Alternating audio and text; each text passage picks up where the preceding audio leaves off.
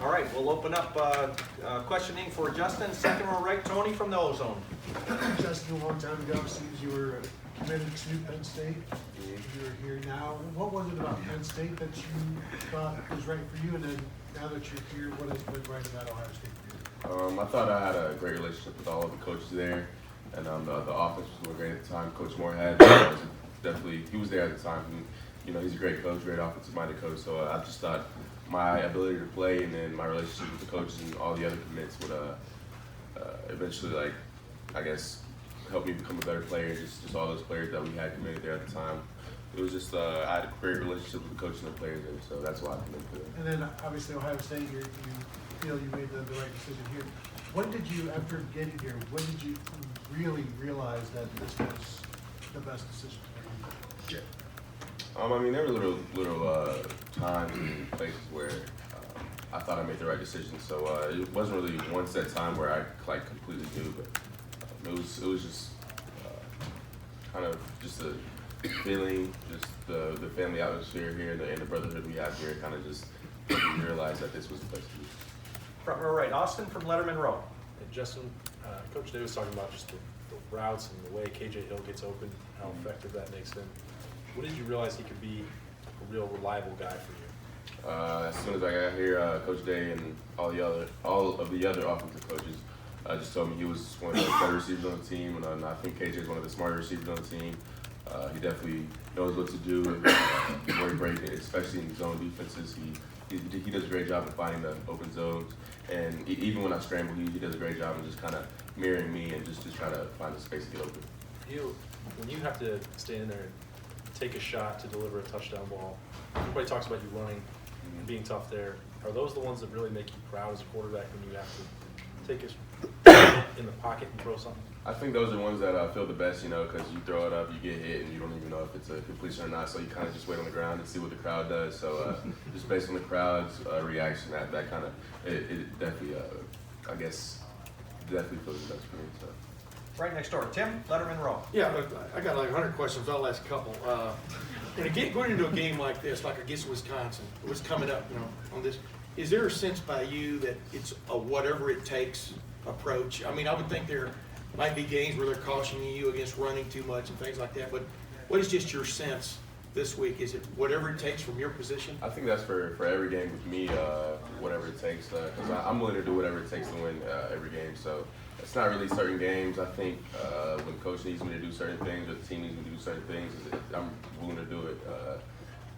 It really is whatever it takes for me every game. Yeah. And the other thing, compared to Georgia, how does this Ohio State playbook or play tablet stack up as far as the depth of it, both from the running game and the passing game? And do you feel like there's always an answer in there somewhere? Do you feel like the coaches are going to find an answer if some teams are giving you a little bit of trouble? Yeah, Coach Day, everybody knows he's a great coach. He's probably one of the best coaches in the nation. So every time we face the defense, I have confidence in him that he'll find an answer for us to come up with to beat that certain type of defense. So really, I think the biggest thing for us is to just put all of our trust in him and just knowing that he'll lead us to the right path. And as long as we go out there and execute the play, that everything will be okay. Right next door, Bill from the Dispatch. Justin, Penn State's run defense is obviously very, very good. The pass defense has been somewhat vulnerable. You haven't had a chance to really rack up big numbers. I know you're not about the numbers, but the fact that the passing game could be so crucial in this game, does that get you even more excited about this game? And how do you kind of approach that aspect of it? I don't really get excited or I'm kind of an even kill guy, so I don't really my emotions don't really change. So I'm just going into this game like every other week, same preparation, same focus at practice, and we just have to make sure everybody on the team is focused at all times in practice and in meetings. So I think that'll help us do better on the field because Coach Day talks about when talent equates. It's not about who's bigger, who's faster, who's stronger. It's about who prepares the best and who goes about the meetings and stuff off the field really the best. So that's what we're going to focus on this week. But is there a sense that the passing game is going to be crucial this week? I think the passing game is crucial every week. No matter who we play, I think it opens up the running game, and I think the running game opens up the passing game. So there's not really any you know, I don't really know the word for it, but there's not really any like we're gonna pass more this week or something like that. So I think we're just gonna execute on all cylinders this week. So Right next door, Joey from the Dispatch. Justin, when you decommitted from Penn State in your Twitter post, you said it was one of the hardest phone calls you had to make. What do you remember about calling them in that day? yeah, I just remember like before I called Coach Franklin, I was like nervous. I was like, I don't want to do this right now, but I talked to my dad before, and we just felt like it was the best decision for me at the time because I was kind of blowing up in my recruitment, and I really didn't want to go that far in terms of leaving home. So, I wasn't fully committed to the team and fully committed like to the other commits, so I kind of felt bad talking to other schools and stuff like that. So, yeah, I just talked to Coach Franklin, and Coach Franklin, he didn't see it coming. So, just having that phone call with him, it definitely was one of the hardest phone calls I've ever had to make. Is decommitting harder than people maybe think?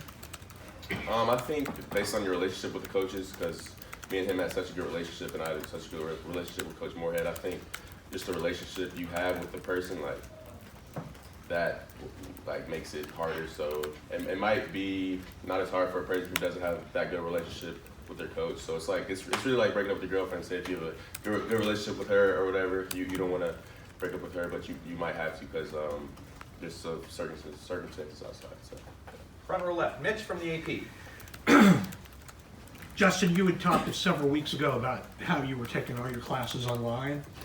Can you just talk a little bit about, how you fit that online schedule into your football life and what classes you're taking too? I'd like to know about that. I have so this got totally blown out of proportion like a few weeks ago. So I have one in class and then a lab that's in class too. So What is that? But the rest of them, What are the classes? weather and climate. So yeah, it's I think we have other few players in there, Chris Olave and then Cam Babbs in there too. So I'm in there with them, and the rest of my classes are online. So usually the assignments are usually due all on the same day, so that makes it easier for me. So I kind of know my schedule ahead of time and kind of what I need to focus on during the week, and kind of just set out a schedule ahead of time and stuff like that. So I think having online classes and you knowing when the due date is helps plan out your schedule like in the future. So that's pretty much why I did that. How many online classes do you have? Yeah, the one in. Too many. The one, To be what's honest, that? Too many classes to be honest, but I think like 5, maybe 4 or 5. So yeah. Far left, Lori from 610 WTVN. Justin, James Franklin today was apparently talking about Sean Clifford receiving death threats. I'm wondering how you deal with the fact that athletes and quarterbacks in particular are such targets for criticism. I mean, you even just now talked about your class schedule getting blown out of proportion. How do you deal with that? Yeah, I think that's just crazy to me. I mean, I feel like people don't understand athletes in our point of view. I guess we're more than an athlete, so just receiving death threats over a loss like that, like that's I don't even know what to say to that, because that just blows my mind. And I know Sean's a great kid, a great guy. So and we're friends. So just hearing that from him, that really just blows my mind. And I really don't even know what to say to that, because that just like if that ever happened to me, I wouldn't know what to do, because that's never happened to me before. But yeah, just hearing that he had to go through that definitely this just really blows my mind, and I'm really at a loss for words for that, to be honest with you. How have you avoided being that? Is it just because you haven't had a competitive game at Ohio State? I mean, you decommitted from Penn State. It's not like you haven't had moments that wouldn't make fans angry. How have you avoided it? I don't really know how I've avoided it. I don't know how to like attract that. So I just feel like people maybe might put too much pressure on athletes or something like that. But that subject I have no like input on, to be honest with you, because that's never happened to me before. But yeah, that's just crazy to hear that. Third row left. How you and your teammates kind of rallied around Chase the last couple of weeks? What did you do to make sure that he didn't hang his head too low? We just picked him up.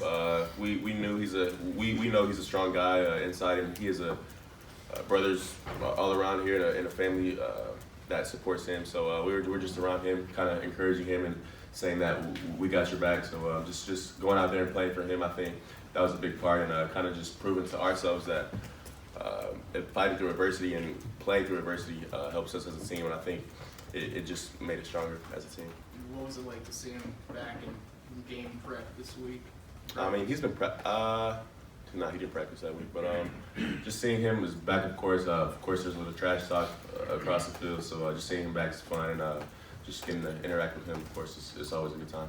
Did you see like a little bit more energy from him? Nah, Chase is always full of energy and always talking trash, so it was pretty much the same Chase as always. We got time for just a couple more questions. Third row, middle, Patrick from 24/7. Justin, I don't know how much you've paid attention to Ohio State recent history, but the last two Penn State games have come down to the wire almost with JT and then Dwayne having to have big drives.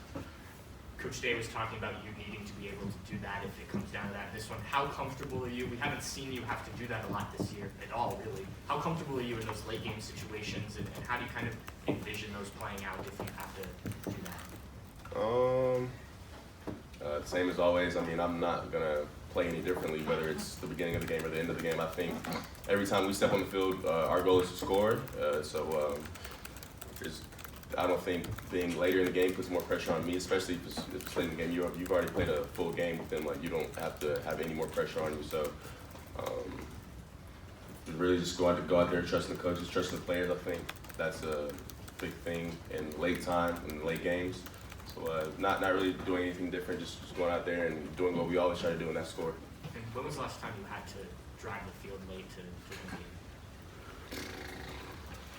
Maybe high school. I mean, I don't really know. So yeah, I think high school, maybe junior year, we played Rome. So that was probably the last time. Second row, middle, Steve from 24/7. Yeah, Justin, talked to Chris Olave after the game about the deep balls that you guys hit. He said that it took some time this year to get that going. Just how much hard work did you guys put into, and how cool is it? As you said, you may get knocked to the ground, but you hear a big roar at the other end. You know your guys come up with the play. Chris is a great receiver, of course, and he's definitely a speedy guy. So just seeing that actually work out, that definitely shows that hard work pays off. So we put a lot of work into that in the off season and just during practice and stuff like that. So I think just working hard and just working on those deep balls and just working on the timing and stuff like that definitely helps the team out a lot. And we're definitely glad to actually see the hard work pay off. Game like this, you may not have that opportunity quite as often, although they have given up a few big plays here and there. Just your thought on taking what they give you in this type of game and not maybe trying to force something in there. I think that's a big part in playing quarterback, just taking what the defense gives you, because when you start to force things, that's when turnovers happen. And our plan to win is having no turnovers, so I think turnovers is a big thing in a game, so just making smart decisions and taking what the defense gives us, I think that'll be a big part into going into this game. Third row, right, Rob from the Dispatch. Kind of related to that, most every quarterback has a favorite receiver, whether it's Tom Brady, whether it's Drew Brees. What goes into that? Is it just a guy that gets open? Is it a chemistry thing? Just you can. What goes into what, like having a favorite receiver? Yeah, and yeah. I don't really have a favorite receiver here. I mean, I think we have a lot of great receivers here, but I think they just bring something different to the table. I think Ben, he's a big body, can jump and go get the ball. He's a great route runner. KJ, great route runner. Smart. Chris, he can definitely take you deep. So I think different guys on the team bring different aspects to the game. Like, so there's just no way I could just choose one favorite receiver, because I feel like they just have different games. So it's hard for me to actually choose one guy. So I don't really try to choose a favorite receiver. I just go through my reads and just throw to who's open, really. So there's no worry of forcing it into a certain guy? Yeah, no, not really. Nah, not at all. Great. Justin, thank you very much. Thank you, Justin. Thanks, Justin.